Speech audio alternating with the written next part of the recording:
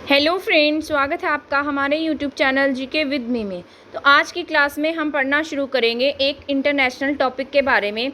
तो ये जो टॉपिक है ये G8 को लेकर है। पहले आप सभी को पता होगा कि जो G7 है वो बड़े स्तर पर काम करता है, ठीक है। जो G स्तर है वो मतलब दुनिया का एक ऐसा ग्रुप है जहाँ पर सभी बड़े बड़े देश एक टेबल के अराउंड बैठते हैं और क्या करते हैं, अलग अलग मुद्दों पर बातचीत करते हैं, ठीक है। तो ऐसे ही क्या बनने जा रहा है, अब हमारे यहाँ पर एक G8 बनने जा रहा है। और G8 जो है उसका मतलब वो G7 से किस तरह से अलग है।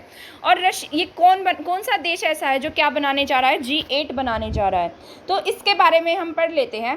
रशिया जो है, आपका रशिया है वो क्या बनाएगा, G8 बनाएगा, नया G8 बनाएगा। इसमें G7 का कोई भी सदस्य शामिल नहीं होगा।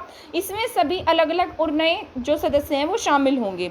इसमें भारत भी शामिल होगा। कौन शामिल होगा G8 में, भारत भी शामिल होगा।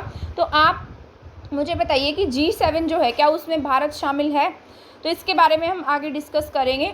G8 से रशिया को कब निकाला गया था। पहले जो G7 है वो क्या था, आपका G8 था। G7 क्या था, G8 था। पर बाद में 2014 में रशिया को क्या किया गया, G8 से निकाल दिया गया और ये क्या बन गया, वापस से G7 बन गया। दुनिया ये क्या है, मतलब G7 क्या है, दुनिया का एक ऐसा ग्रुप है जो समान प्रकार की राय रखते हैं। मतलब इनकी जो विचारधारा है या फिर जो इनकी सोच है व्यापार को लेकर, वाणिज्य को लेकर, वो एक तरीके की सोच रखते हैं और टेबल पर बैठकर अलग अलग मुद्दों पर बातचीत करते हैं। G8 से रशिया को 2014 में इसलिए निकाला गया था क्योंकि उसने क्या किया था, रशिया ने यूक्रेन के साउथ में क्रीमिया है उस पर क्या कर लिया था, कब्जा कर लिया था।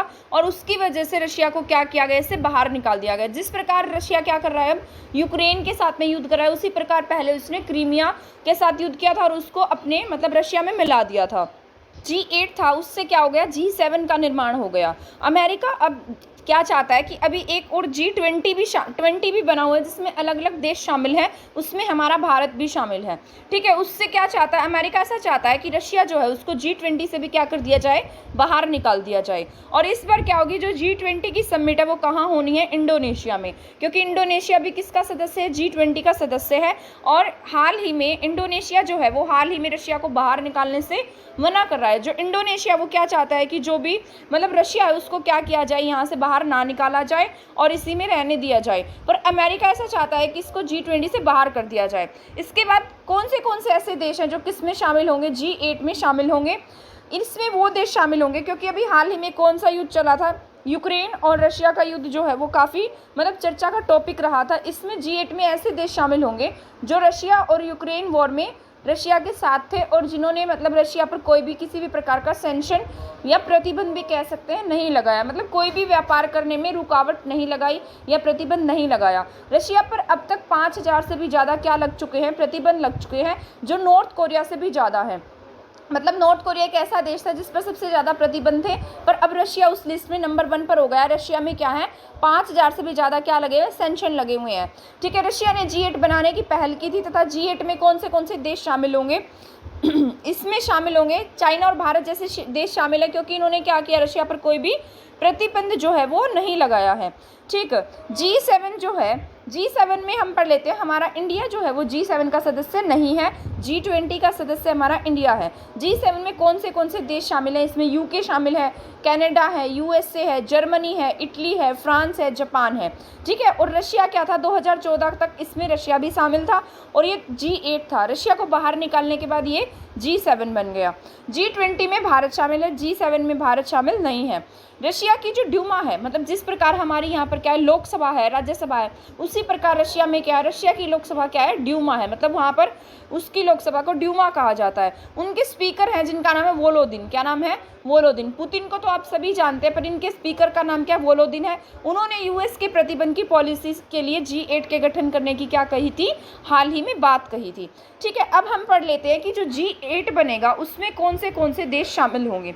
इसमें शामिल होगा China, India, Russia, Indonesia, Brazil, Iran, Mexico और तुर्की। तो इस तरीके से 8 सदस्य होंगे जो किस में शामिल होंगे, G8 में शामिल होंगे। और जिन्होंने भारत मतलब रशिया पर किसी भी तरीके का क्या नहीं लगाया, कोई भी सैंक्शन नहीं लगाया, कोई भी प्रतिबंध नहीं लगाया। अब इसके बाद पढ़ते हैं कि जो तुर्की है, तुर्की किस में आता है, आपका एशिया में भी है और किस में है, यूरोप में भी है। ठीक है। एशिया में जो इसका हिस्सा पड़ता है उसे कुछ नाम दिया गया है जिसे कहते हैं एनेटोलिया। क्या नाम है इसका? एनेटोलिया। ये यूपीएससी 2021 में पूछा गया था कि जो तुर्की का एशिया वाला हिस्सा है उसका क्या नाम है, तो इसका नाम क्या है? एनेटोलिया है।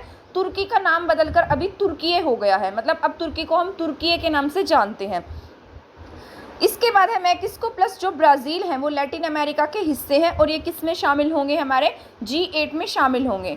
इन सभी, अब जीडीपी की बात कर लेते हैं कि जो 8 सदस्य देश हैं मिलकर जीडीपी में कितना योगदान रखते हैं, इन सभी देशों का जीडीपी में कितना कॉन्ट्रीब्यूशन है।